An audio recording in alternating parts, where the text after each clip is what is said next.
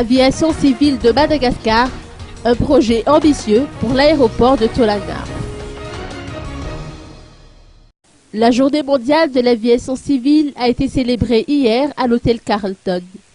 Il importe, selon les précisions apportées par Jean-Robert Razaf, directeur général de l'ACM, de mettre en place un système de sécurité et de sûreté, ainsi qu'un environnement réglementaire qui favorise le développement des activités aériennes.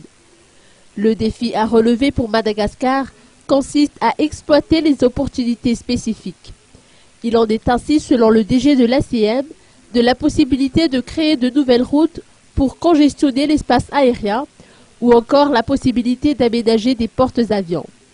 D'après ses dires, de tels objectifs requièrent l'aménagement du pôle d'ancrage de l'industrie aéronautique dans le Cap Diego, le pôle central et le pôle austral.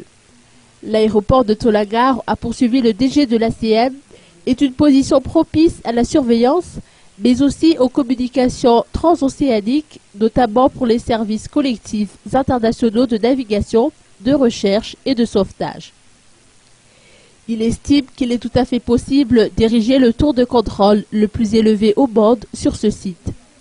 Sur le cas de la compagnie Air Madagascar, une délégation malgache sera dépêchée à Bruxelles la semaine prochaine pour convaincre l'Union européenne d'ouvrir son espace aérien à la compagnie Air Madagascar.